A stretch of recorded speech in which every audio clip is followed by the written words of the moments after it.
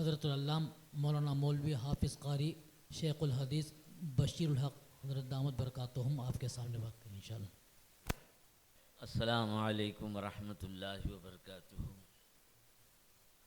نحمده ونصلي على رسوله الكريم، اما بعد فقد قال الله تعالى في شان حبيبه ان الله وملائكته يصلون على النبي يا ايها الذين امنوا صلوا عليه وسلموا تسليما اللهم صل على سيدنا مولانا محمد وعلى اله وصحبه اجمعين رب اشرح لي صدري ويسر لي امري واحلل عقدة من لساني يفقه قولي واجعل لي وزيرا من أهلي ربنا زدنا علما نافعا وحكمة تامة اللهم افتح لنا أبواب الخير برحمتك يا أرحم الراحمين والحمد لله رب العالمين۔ حضرات علماء کرام، اساتذہ کرام، طلباء عزیز، بزرگان محترم خواتین، پیارے بچوں، عزیز دوستو، صاحبوں، الحمدللہ آج کا ایک اجلاس ہم سب کے لیے بہت ہی فکر انگیز ہے، ہمیں سوچنے پر مجبور کر رہا ہے کہ ہمیں کیا کرنا چاہیے، کیا نہیں کرنا چاہیے۔ اس مدرسے کے اساتذہ اور اس مدرسے کے منتظمین اور اس محلے کے رہنے والے آج ہم سب کو اکٹھا کیے ہیں تاکہ قوم کے نام کوئی پیغام دیں۔ بچوں کے تعلق سے، مستقبل کے تعلق سے بہت اچھا موقع ہے۔ سبھی نے اپنی نیند کی قربانی دے کر اپنی مصروفیات ہو یا ضروریات ہو، آرام کو چھوڑ کر اکٹھا ہوئے ہیں۔ اللہ سے امید ہے کہ یہ ہماری نیکی بیکار نہیں جائے گی۔ آج وقت آ چکا ہے، ہر آدمی اپنی طرف سے ملت کے لیے، قوم کے لیے، اپنی اولاد، اپنے خاندان کے لیے کچھ نہ کچھ کرنا چاہیے۔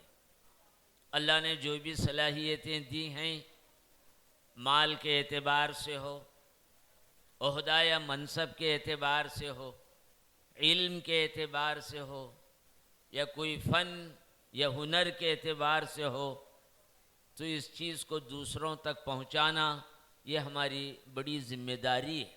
اللہ نے ہمارے پاس جو بھی دیا ہے یہ ایک نعمت ہے، نعمت کے ساتھ ساتھ ایک امانت ہے، اور اس امانت کو ہم دوسروں تک پہنچانا چاہیے۔ یہی اصل تعلیم ہے اسلام کی کہ ہمارے پاس جو ہے دوسروں میں تقسیم کرتے ہوئے چلے جاؤ۔ موجودہ وقت میں ہندوستانی مسلمانوں کے لیے بہت سارے مسائل، سیاسی اعتبار سے، معاشی اعتبار سے، تعلیمی اعتبار سے، سائنسی اعتبار سے، معاشرتی اعتبار سے، ایک نہیں ہزاروں مسائل، لیکن یہ سارے مسائل اپنی اپنی جگہ ہے۔ سب سے بڑا اہم مسئلہ ہمارے سامنے جو ہے وہ ہماری نئی نسل کا ہے۔ ہمارے آنے والے بچے، ہماری بچیاں، ہماری نئی پود، نئی نسل اس ملک میں کس طرح رہے، جبکہ حالات بڑی تیزی کے ساتھ بدلتے جا رہے ہیں۔ اس نسل کو اس انداز سے لے جانا چاہتے ہیں کہ اسلام پر باقی نہ رہے، ان کے اندر کردار نہ رہے، تعلیم نہ رہے، اور ہر اعتبار سے دین سے دور ہوتے چلے جائیں۔ یہ فکر عالمی حیثیت سے ہو رہی ہے۔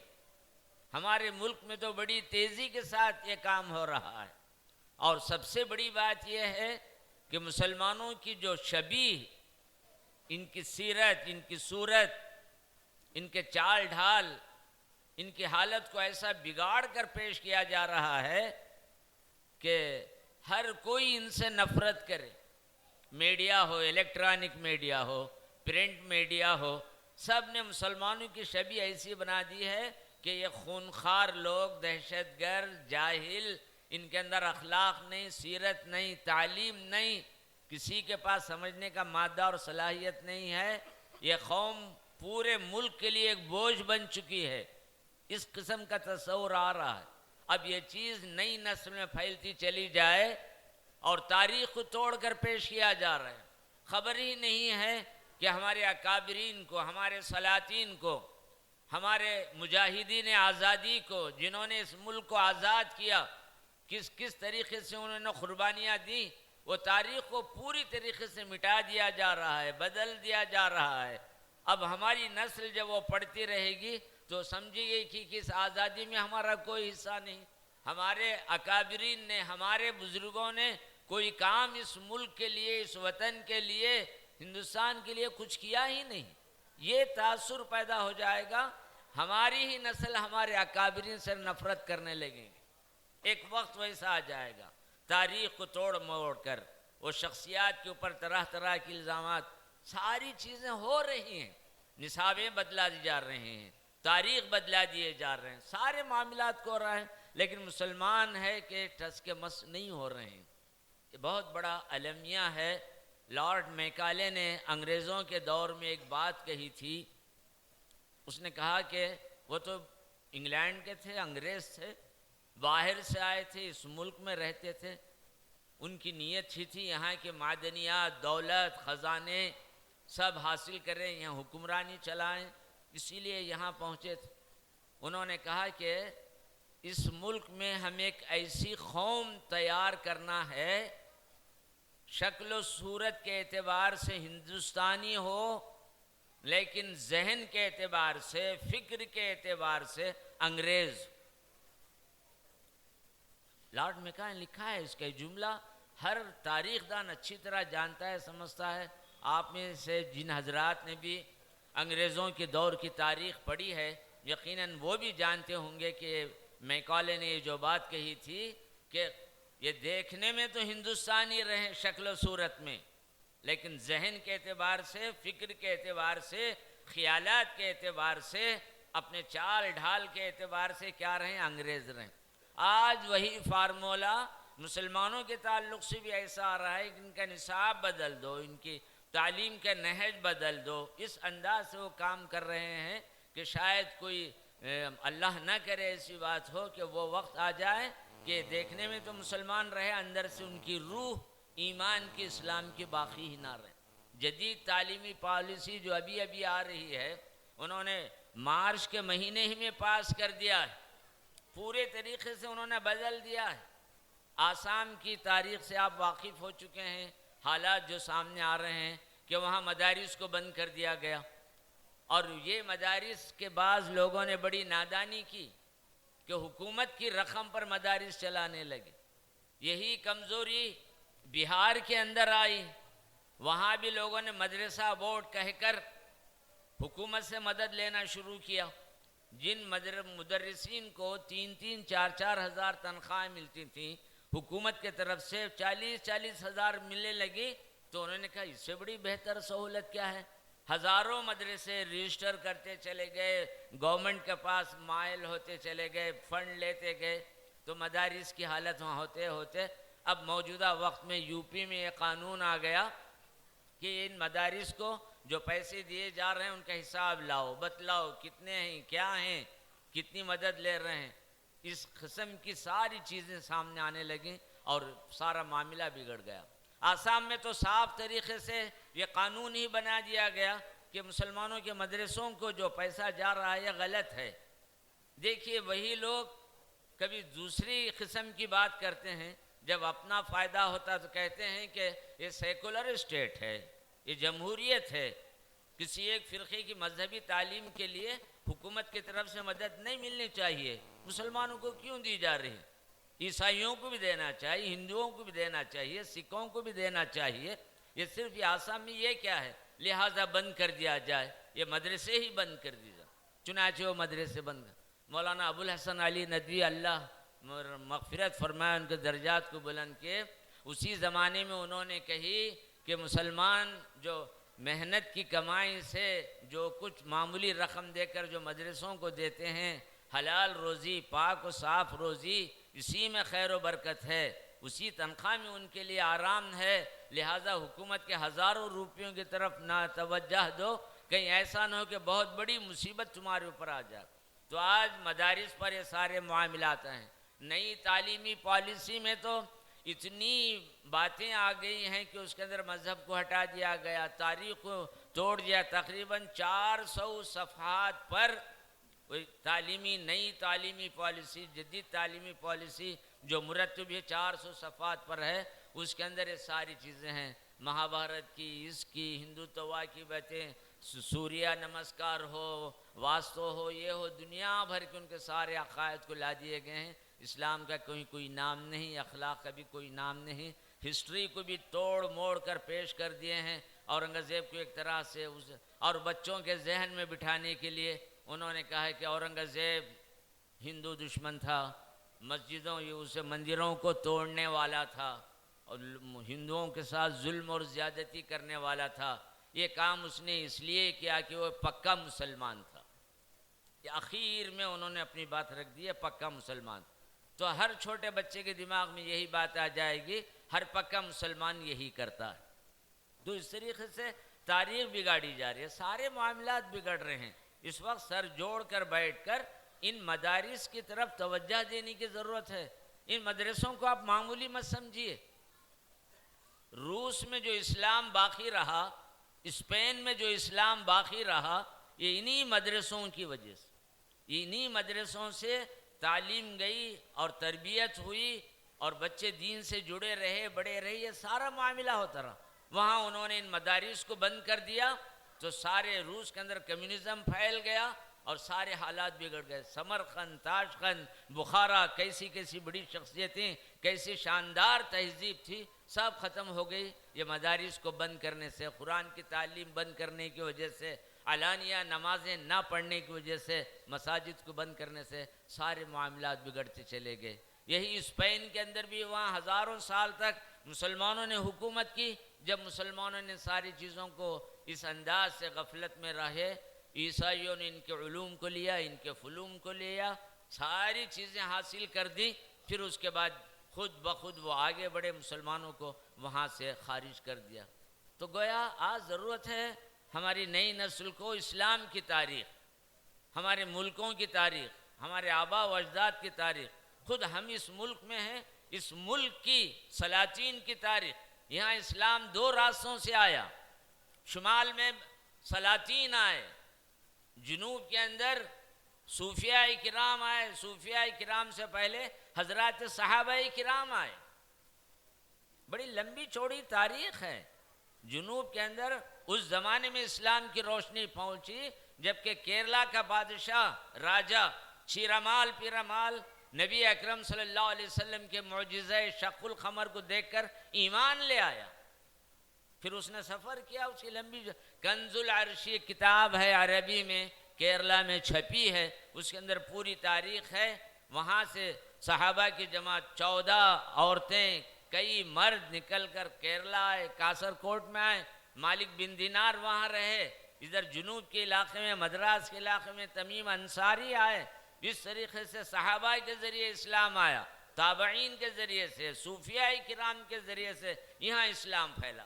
یہی وجہ ہے اس زمین میں امن، آشتی، صلح، رواداری، ایک دوسرے سے تعلق۔ شمال سلاطین کے ذریعے آیا، تلوار کی جھنکار، جنگوں کا معاملہ، جس کی وجہ سے وہاں کا مزاج، وہاں کا کردار، وہاں کی فطرت کے اندر وہ چیزیں آتی چلی گئی۔ تو محترم بزرگوں اور عزیز ساتھیوں، آج وقت آ چکا ہے کہ ہم اپنے ماضی کی طرف دیکھیں، ہماری تاریخ کو جانیں، موجودہ حالات کو سمجھ کر ہماری نئی نسل کو بچانے کی کوشش کریں۔ اس وقت 2-3 باتیں کہہ کر میں اپنی بات کو مکمل کر دوں گا، رات کافی ہو چکی ہے، بڑا وقت گزر چکا ہے۔ اسلام نے 2 باتوں کی طرف بڑی اہم اور بنیادی طور پر پیش کیا۔ رسول اکرم صلی اللہ علیہ وسلم کے تعلق سے قرآن میں یہ کہا گیا ہے لقد کان لکم فی رسول اللہ اسوۃ حسنہ، نبی اکرم صلی اللہ علیہ وسلم کی زندگی میں آپ لوگوں کے لیے ایک نمونہ ہے کہ زندگی کیسے گزاریں، ماڈل لائف، نمونہ زندگی، اسوہ حیات، طرز زندگی، یہ چیز حضور کی زندگی میں رکھی گئی۔ حضرت صلی اللہ علیہ وسلم 23 سال تک نبوت کی زندگی کا زمانہ آپ نے گزارا۔ پہلے کی آسمانی کتابیں ایک ہی وقت میں آ جاتی تھی، تورات 40 جز میں آئی، دیے چلے گئے، زبور آئی، دیے چلے گئے، انجیل مسیح علیہ السلام آئے، دیے چلے گئے، 100 صحیفے آئے، 100 کتابیں آئیں، وہ پیغمبر آئے کہ قوم کے پاس دیتے اور چلے گئے۔ لیکن حضرت صلی اللہ علیہ وسلم کو اللہ نے اس انداز سے پیغمبر بنا کر نہیں بھیجا، بلکہ آپ پر پیغمبری ختم ہے، نبوت ختم ہے، آپ کے بعد کوئی نبی آنے والا نہیں، کوئی کتاب آنے والی نہیں، قیامت تک آپ ہی کی نبوت رہے گی۔ اسی لیے حضور اکرم صلی اللہ علیہ وسلم کو اللہ نے 23 سال تک رکھا۔ 40 سال تو نبوت کے پہلے کا دور ہے، اس دور کو بھی نبوت کی زندگی سے جڑا ہوا رکھا۔ وہ 40 سال بھی کوئی بیکار نہیں، وہاں انسانیت، ہمدردی، خدا کی توحید، یہ تربیت رہی مکے کی زندگی میں۔ 40 سال تک یہی معاملہ رہا۔ آپ دیکھیں گے حضور کی سیرت کو، نبی اکرم صلی اللہ علیہ وسلم اعلان نبوت سے پہلے لوگوں میں صادق کہے جا رہے ہیں، امین کہے جا رہے ہیں۔ آپ کی امانت داری، آپ کی دیانت داری، آپ کی سچائی، یہ سب پوری قوم کے اندر مشہور ہے۔ لقد لبثت فیکم عمرا فلا تعقلون، کیا تم میری زندگی کو نہیں دیکھتے؟ میں نے اپنی زندگی کا ایک طویل زمانہ تمہارے درمیان گزارا ہے۔ تو حضور کو ایک ایسے ماحول میں رکھا جہاں انسانیت نہیں تھی، حیوانیت نہیں، چوری، ڈکیتی، زنا، بدکاری، دنیا کی ساری برائیاں قوموں کے اندر، معاشرے کے اندر تھی، ان کے درمیان رکھ کر رسول اللہ صلی اللہ علیہ وسلم کو اتنا پاک و صاف رکھا کہ کوئی داغ آپ کی زندگی میں نہیں، تاکہ آپ کی زندگی نمونہ بن جائے سب کے لیے۔ یہی وجہ جب رسول اللہ صلی اللہ علیہ وسلم نے اعلان نبوت کیا تو آپ نے 2 باتیں فرمائیں۔ بعثت معلما، میں دنیا میں تعلیم پھیلانے کے لیے آیا ہوں، علم دینے کے لیے آیا ہوں، لوگوں کو جہالت سے نکالنا، بے علمی سے نکالنا، اس کے لیے میں یہاں، معمولی جملہ نہیں ہے۔ میرے آنے کا مقصد ہی یہی ہے کہ دنیا میں علم کو پھیلاؤں۔ کتنی بڑی اہمیت! کسی پیغمبر نے، کسی ریفارمر نے، کسی مصلح نے، کسی رہنما نے یہ بات نہیں کہی کہ میں دنیا میں علم کے لیے آیا ہوں۔ اب علم کے تعلق سے بھی اتنا وسیع معاملہ کہ بھئی یہ علم لو، وہ مت لو، یہ دین کا علم سیکھو، دنیا کے علم کی ضرورت نہیں، کبھی یہ نہیں۔ ہر چیز کا علم، یہاں تک کہا اطلب العلم ولو کان بالصین، چین جا کر علم حاصل کرو۔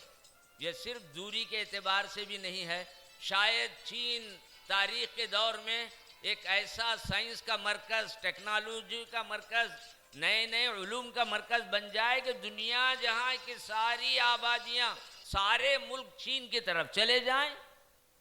چین کو وہ مقام ہو جو آج امریکہ، یوروپ کو ہے۔ شاید رسول اللہ صلی اللہ علیہ وسلم جملوں کے اندر یہ بات رہے۔ تو حضور نے کہا کہ اس طریقے سے علم حاصل، اور علم حاصل کرنے میں اپنے اور غیر کا بھی فرق نہیں، حتیٰ کہ آپ نے دشمنوں کے پاس بھی علم حاصل کرنے کی بات کی، مشرکین سے بھی فائدہ اٹھانے کی بات کی۔ غزوہ بدر میں چند قیدیوں کو گرفتار کر لیا گیا۔ یہ وہ زمانہ تھا کہ قیدیوں کو زندہ نہیں رکھا جاتا تھا، قتل کر دیتے تھے، غلام بنا دیتے، حیوانوں سے بدتر ان کی زندگی ہوتی تھی۔ لیکن رسول اللہ صلی اللہ علیہ وسلم نے ان قیدیوں کے بارے میں صحابہ سے مشورہ لیا، بات چیت کی کہ کیا کرنا چاہیے۔ حضرت عمر نے کہا یہ اسلام کے دشمن ہیں، ان کو ختم کر دیے، ضرورت ہی نہیں۔ خیر وہ ان کی ایک فکر تھی، جو اپنے مزاج میں جو بات تھی انہوں نے وہ بات کہی، وہ الگ پہلو ہے۔ حضرت ابوبکر رضی اللہ تعالیٰ عنہ نے کہا نہیں، آج یہ لوگ ہمارے دشمن ہیں، کیا تعجب کہ یہ اسلام کے لیے فائدہ مند ثابت ہو جائیں، یہ نیک ہو جائیں، ہمارے کام آ جائیں، اس لیے فدیہ لے کر ان کو رہا کر دیا جائے۔ حضور نے یہ بات پسند کی۔ اس کے بعد ان قیدیوں کو بلایا، فدیے کے لیے رقمیں طے کی کہ کون کتنا دے سکتا ہے، ہر ایک کی طاقت کو سامنے رکھ کر، اس کی مالی حالت کو سامنے رکھ کر رقمیں طے کر دی گئیں۔ لیکن ان میں سے کچھ لوگ لکھنا پڑھنا جانتے تھے۔ اس وقت مدینہ کی حالت تھی صرف 10-11 آدمی لکھنا پڑھنا جانتے، اتنا انحطاط کا معاملہ تھا، تعلیم عام نہیں ہوئی۔ تو حضور نے کہا کہ ہم آپ سے پیسہ نہیں لیں گے، آپ ہمارے پاس رہیے، ہمارے بچوں کو پڑھائیے لکھائیے، قابل بنائیے، ہم آپ کو چھوڑ دیں گے۔ چنانچہ قیدیوں کو اپنے پاس مہمان بنا کر رکھا، استاد بنا کر رکھا، عزت اور احترام کے ساتھ رکھا۔ کن لوگوں کو؟ جو مشرکین تھے، وہ لوگ جو آپ سے لڑنے کے لیے آئے تھے، حملہ کر کے آئے تھے، وہ ساری چیزوں کو ذہن سے ہٹا کر دیکھا ان کے اندر کمال ہے، خوبی ہے، ان سے فائدہ اٹھایا جا سکتا ہے، تو ان لوگوں کو رکھ کر آپ نے تعلیم دی۔ تو علم کے معاملے میں حضور کی اتنی وسعت، آپ نے فرمایا الکلمۃ الحکمۃ ضالۃ اینما وجد فہو احق بہا۔ علم تمہاری دولت، تمہاری پونجی ہے، پونجی سرمایہ روپیہ، کھویا ہوا روپیہ ہے۔ آدمی اپنی کھوئی ہوئی چیز کو کتنے جذبے کے ساتھ، محنت کے ساتھ، شوق کے ساتھ حاصل کرتا ہے۔ بھئی وہ ہماری پراپرٹی، ہمیں لے کر ہی رہنا چاہے، ہماری دولت ہے، کھو گئی ہے، ہم اسے چھوڑیں گے نہیں۔ تو حضور نے یہ کہا الکلمۃ الضالہ، یہ علم و حکمت تمہاری گمشدہ پونجی ہے، دولت ہے، تم اسے حاصل کرو جہاں بھی ملے۔ یہ کہہ کر رسول اکرم صلی اللہ علیہ وسلم نے علم کے دروازے عام کر دیے۔ کبھی حضور نے عورتوں کی تعلیم پر دروازے بند نہیں کیے۔ اس زمانے میں دینی تعلیم کا معاملہ تھا، چنانچہ غزوہ بدر میں کچھ عورتیں نرسنگ کا کام کی، مرہم پٹیوں کا کام کیا۔ حضرت عائشہ صدیقہ رضی اللہ تعالی عنہا اور دیگر ازواج مطہرات کو قرآن نے حکم دیا وَقَرْنَ فِي بُيُوتِكُنَّ، تمہیں اپنے گھروں میں رہنا چاہیے تاکہ تم عورتوں کو تعلیم دے۔ وَأَقِمْنَ الصَّلَاةَ وَآتِينَ الزَّكَاةَ، نماز کی تعلیم دو، تربیت دو، قرآن کریم پڑھاؤ۔ گویا رسول اللہ صلی اللہ علیہ وسلم کی جتنی بیویوں کے حجرے تھے وہ مکاتب تھے، مدارس تھے، وہاں قرآن کی تعلیم تھی۔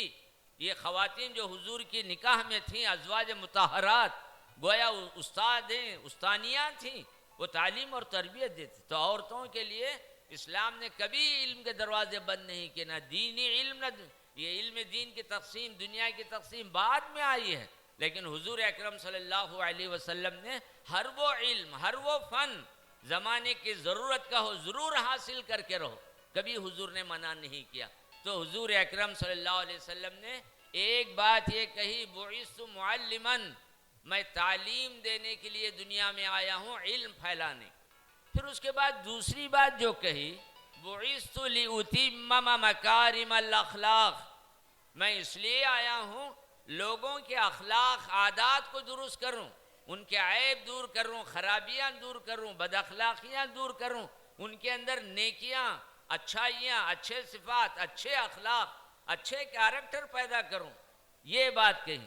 اور حضور اکرم صلی اللہ علیہ وسلم کو قرآن نے کہا وَيُزَكِّيهِمْ وَيُعَلِّمُهُمُ الْكِتَابَ وَالْحِكْمَةَ۔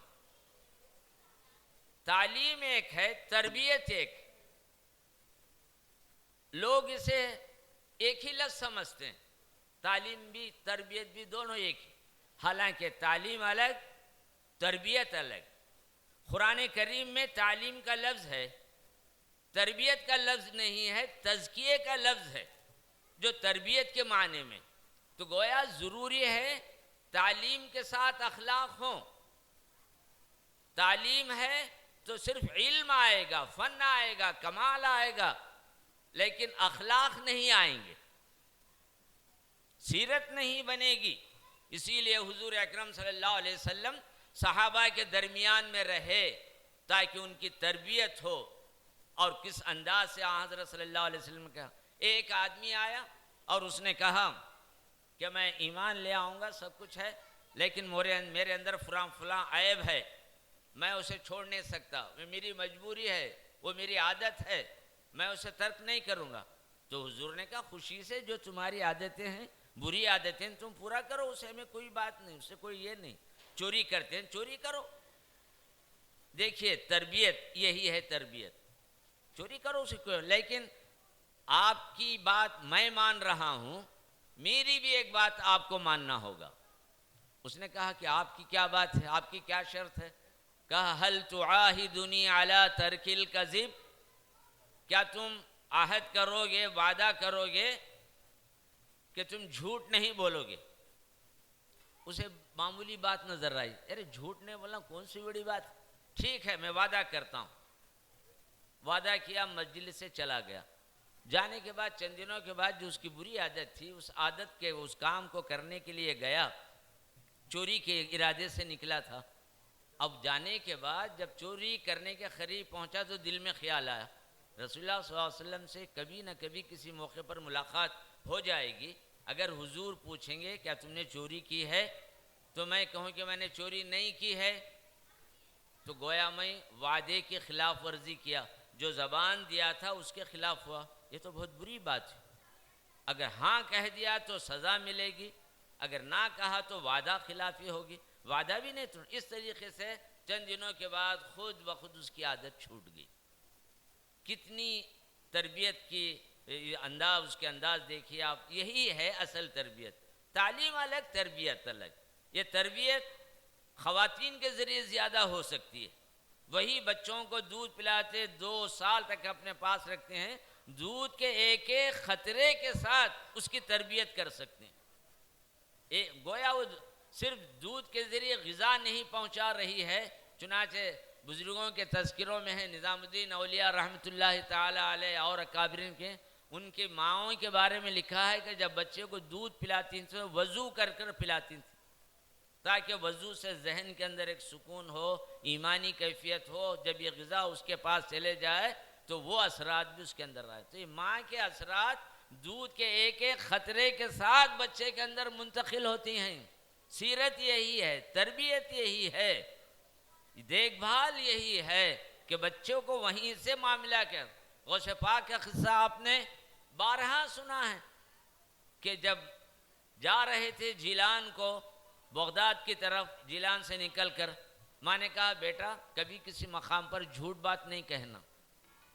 حضرت شیخ عبد القادر جیلانی نے وعدہ کیا، امی جان میں وعدہ کرتا ہوں۔ چنانچہ مشہور واقعہ ہے، ڈاکوؤں نے حملہ کیا، پوچھا تمہارے پاس کیا چیز ہے؟ تو انہوں نے کہا میرے پاس 40 درہم ہے۔ سب کو تعجب لگا، یہ کہاں ہے؟ میں اپنے چھپا کر رکھا ہوں۔ تلاشی لی گئی تو رقم نکلی، تو فوراً احساس ہوا ان چوروں کو، یہ بچہ اگر چاہتا تو چھپا سکتا تھا، جھوٹ بول کر یہ کر سکتا تھا، کیوں اس نے صاف صاف بات کہی؟ تو فوراً پوچھا کہ اس پیسوں کو تم بچا سکتے تھے کچھ نہ کچھ بہانہ کر کے، ہماری نظر تو ان پیسوں کی طرف نہیں بھی گئی، وہ گدڑی میں جھبے کے اندر سی کر باندھی تھی جو نظر آنے والی جگہ بھی نہیں تھی۔ تو فوراً انہوں نے کہا کہ ہاں بچا سکتا تھا، لیکن میں نے اپنی ماں کو وعدہ کیا تھا، زبان دیا تھا، قول دیا تھا، قرار دیا تھا، اسی لیے میں نے یہ کام کیا ہے۔ تو یہ جملے کا اثر اتنا ہوا کہ فوراً سب کو احساس ہوا کہ ہم اس طرح کی زندگیاں گزار رہے ہیں، خدا کے ساتھ ہم یہ کریں، توبہ کی۔ توبہ کرنے کے بعد حضرت شیخ کے ہاتھوں پر انہوں نے نئے طریقے سے زندگی۔ تو اس واقعے میں 2 باتیں سامنے آئیں۔ ماں کی تربیت، صرف ایک چھوٹی سی بات ہے کہ جھوٹ نہیں بولنا۔ بچے کی طرف سے ایک بات سامنے آئی کہ میں وعدہ کرتا ہوں جھوٹ نہیں بولوں گا، جس کی وجہ سے وہ بات کریں۔ تو ایک بات سے ہمیں سامنے آ رہی ہے کہ ہم روپیہ اور پیسہ کمانے میں باہر رہتے ہیں، کاروبار رہتے ہیں، ماں کی اصل ذمہ داری ہوتی ہے، گھر کے جتنے افراد ہوتے ہیں ان کی ذمہ داری ہوتی ہے۔ ایک زمانے ابھی مولانا نے کہا تھا کہ چچا، تایا، پھپھو، نانی، اس کو مشترک خاندان کہتے ہیں۔ ایک ہے منفرد خاندان، مشترک خاندان۔ مشترک خاندان جہاں کئی عورتیں، کئی مرد، تمام بھائیاں، بھاوجیں سب مل کر رہتے ہیں۔ اس کا فائدہ یہ ہوتا ہے بچے ان بڑوں کی وجہ سے تربیت پاتے ہیں۔ بچوں کے سامنے صرف واز بیان کرنے کی ضرورت نہیں ہوتی ہے، ہمیں پابند ہونا ہوتا ہے، ہمیں جھوٹ نہیں بولنا ہے، ہمیں وعدہ خلافی کی بات نہیں، ہمیں کوئی بد اخلاقی کی بات نہیں کرنا ہے۔ بچے غیر شعوری طور پر ہماری ایک ایک ادا کو قبول کرتے چلے جاتے ہیں، وہ سیرت ان کے اندر ڈھلتی چلی جاتی۔ ہم پابند ہو جائیں گے تو بچے پابند ہو جائیں، ہم جھوٹ بات، غلط قسم کا معاملہ کریں گے، خود بخود بچوں کے اندر آ جائیں گے۔ اسی لیے تربیت تو ایک ہے تعلیم، ایک ہے تربیت۔ نبی اکرم صلی اللہ علیہ وسلم نے 23 سال تک صحابہ کرام کی تربیت کی، کس کس انداز سے دیکھیے آپ اندازہ لگائیے. مسجد نبوی میں ایک دیہاتی بدوی آئے، پیشاب کر دیے. دیہخانی آدمی، کھیڑے کا آدمی، اسے نہیں معلوم کہ یہاں پیشاب نہیں کرنا، پیشاب کیا. تو بعض صحابہ فوراً روکنے کے لیے گئے تو کہا مت روکو اس کو، چھوڑ دو چھوڑ دو. چنانچہ جب وہ پیشاب سے فارغ ہوا تو اس کو قریب بلائے، بٹھایا، پہلے نام پوچھا، قبیلہ پوچھا، کہاں سے آئیں، کیا ہے. فوری طور پر پیشاب کے ٹاپک پر بات نہیں کی، اسے مانوس بنا لیا. اپنائیت کے لیے گفتگو لمبی چوڑی کی، کس قبیلے کے ہیں، کہاں سے آ رہے ہیں، کیا ہے، کیسے آنا ہو. سو گفتگو کرنے کے بعد آپ نے فرمایا یہ جو جگہ ہے یہ مسجد ہے، یہ پاک صاف رکھنے کی جگہ ہے، عبادت. خود بخود اس کے دماغ میں بات آ گئی کہ مجھ سے غلطی ہوئی، شرمندہ ہوا، توبہ کیا اس نے. یہ نبی اکرم صلی اللہ علیہ وسلم کی تربیت تھی کہ کس طریقے سے صحابہ کی تربیت کریں. بعض لوگ فوری طور پر آپ نے شراب کو بند نہیں کیا. کچھ لوگوں نے کہا ہم شراب پینا، ہاں ٹھیک ہے، اس میں کوئی فائدہ نہیں، نقصان ہے. پھر چند دنوں کے بعد ارے بھائی پیو، رات میں پیو، دن میں مت پیو. اس طریقے سے آہستہ آہستہ باقی آخر میں کہا فَهَلْ أَنْتُمْ مُنْتَهُونَ، کہ ابھی وقت نہیں آئے کہ اس گندی چیز سے بچائیں. تو تربیت آہستہ آہستہ کی جاتی ہے، صبر کے ساتھ، حلم کے ساتھ، بڑی آسانی. یہ سارے معاملات ہوتے ہیں. تو محترم بزرگوں اور عزیز ساتھیوں، موجودہ زمانے میں آج ہمیں ضرورت اس بات کی ہے تعلیم بھی ہو، تربیت. الحمدللہ ہمارے مسلمان جدید تعلیم کی طرف لڑکوں کو بھی بھیج رہے ہیں، لڑکیوں کو بھی بھیج رہے ہیں، اعلیٰ تعلیم ہو رہی ہے، ڈگریاں لے رہے ہیں، لیکن ان کی تربیت نہیں ہو رہی. آپ کو تربیت کی طرف توجہ دینا چاہیے. ہماری لڑکیاں کالجوں کو جا رہی ہیں، کس حال میں ہیں، کیا ہیں، ان کی نظر رکھنا، ان کی عزت کی، عصمت کی، ان کی سیرت کی، کردار کی، ہر پہلو پر نظر رکھنا. تعلیم آپ نے دلا دی، اگر تربیت نہیں دی تو فائدہ کیا ہے. حضور نے دونوں باتیں جمع کرنے کی بات کہی، تعلیم بھی ہو، تزکیہ بھی ہو، اخلاق بھی ہو، تربیت بھی ہو. غیر قوموں کے ساتھ کیسے پیش آنا، آپ نے وہ بھی بات بتلا دی. غیر قوم بیمار ہے تو آپ عیادت کے لیے چلے جاتے تھے، مزاج پرسی کرتے. بعض اوقات بعض یہودیوں کے گھر گئے، آپ نے کھانے کا موقع تو آپ نے کھانا کھایا، ان کی دل جوئی کے خاطر.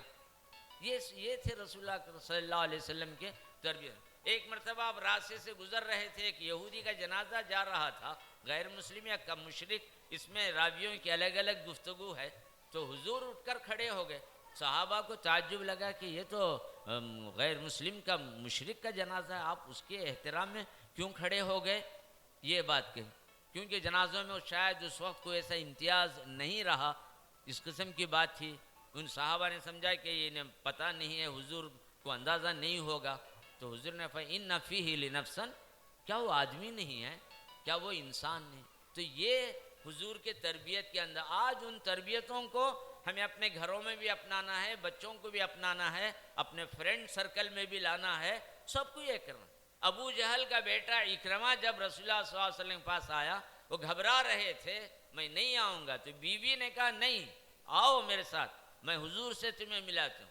مسجد نبوی میں جب اکرمہ آنے لگے، حضور صحن مسجد سے اندر بیٹھے ہوئے تھے، اکرمہ پر نظر پڑی تو فوراً اٹھ کھڑے ہو گئے اور اس جذبے کے ساتھ آگے بڑھے. جسم مبارک پر چادر تھی، نیچے گر گئی. قریب جا کر کہا مرحبا بالراکب المہاجر، تمہارا آنا بہت ہی مبارک ہے اے مہاجر، چلے آئیے. جا کر سینے سے چمٹ گئے، گلے لگا لیا، معانقہ کیا، اپنے بازو بٹھا لیا.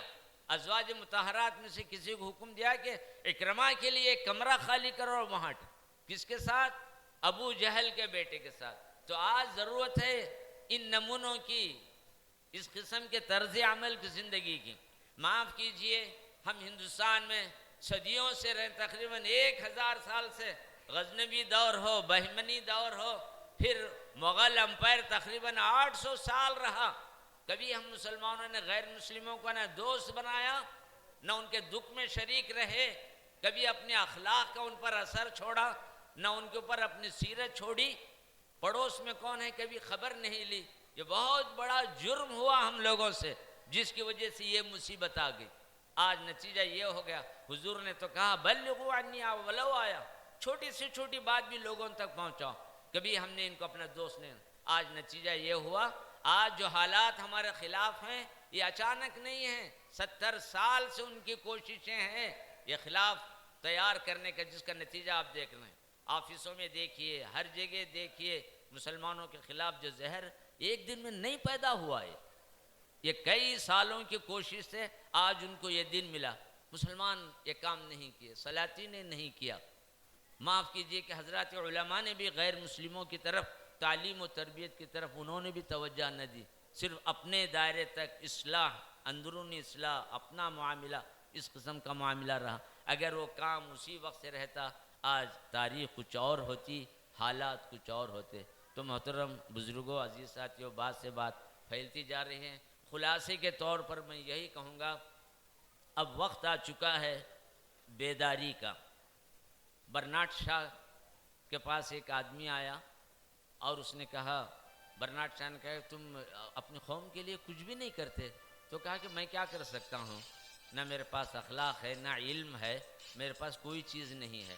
تو برنارڈ شاہ نے کہا آج سے ایسا کرو، اپنے اخلاق کو درست کرو، علم حاصل کرو، اس کا ایک فائدہ یہ ہوگا میری قوم سے ایک جاہل ختم ہوگا، میری قوم سے ایک بد اخلاق آدمی ختم ہو جائے گا۔ وہ نیک اخلاق والا بن گیا تو قوم میں ایک نیک آدمی پیدا ہوا، وہ تعلیم یافتہ ہوا تو میری قوم میں ایک تعلیم یافتہ آدمی۔ تو آج ہر آدمی کی یہ ذمہ داری ہے کہ وہ اپنے لیے علم کے معاملے میں، اخلاق کے معاملے میں پوری طریقے سے بیداری سے کام لے۔ اس وقت موجودہ تعلیمی پالیسی پر کہنے کے لیے بڑی تفصیلات چاہیے کہ 400 صفحات میں وہ چیز آ چکی ہے اور وہ پاس کر دی گئی ہے، جس کے اندر مسلمانوں کے لیے نہ مدارس کی گنجائش ہے، نہ ان کے سلیبس کے اندر کوئی یہ ہے، نہ اخلاق، سیرت اور کردار کی کوئی بات ہے۔ میکالے کی بات یہاں پوری ہو رہی ہے کہ شکل و صورت میں ہندوستانی، ذہنی اعتبار سے انگریز، شکل و صورت میں مسلمان لیکن ذہنی اعتبار سے غیر مسلم، یہ کیفیت پیدا کرنے کی انہوں نے کوشش کی ہے۔ چیدہ طور پر میں نے کچھ باتیں کہیں، ویسے بھی ہمارے رفیق محترم مولانا اکبر صاحب نے حالات حاضرہ کے متعلق حکومت کی پالیسیوں، ہمارے لیے جو سہولتیں ہیں، جو فنڈس ہیں، کیا کرنا چاہیے، بہت بڑی فکر ہے۔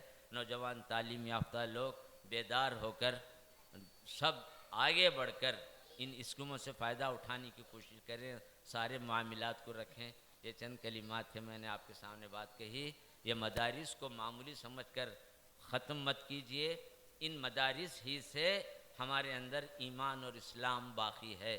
آپ کو معلوم ہے سب سے پہلا مدرسہ نبی اکرم صلی اللہ علیہ وسلم نے مکہ مکرمہ میں قائم کیا، وہ ہے دار ارقم۔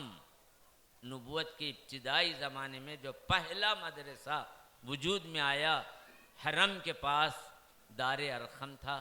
اس کے بعد آہستہ آہستہ پھر آپ مدینہ منورہ گئے تو دوسرا مدرسہ صفہ، صوفیاء کرام کے سارے معاملات وہیں سے ہوئے۔ وہی چبوترا تھا جہاں صحابہ کی تعلیم ہوتی تھی اور وہیں سے معاملہ ہوا۔ پھر اس کے بعد حضرت عمر رضی اللہ تعالیٰ عنہ نے تو ہر مسجد کے اندر مکتب قائم کیا، ہر ایک کو پابند کر دیا کہ اتنی سوریں یاد رہنا چاہیے اور اتنی چیزیں یاد رہنا، امتحان لیتے تھے، اگر نہیں ہوتے تو سزا کا معاملہ کرتے تھے۔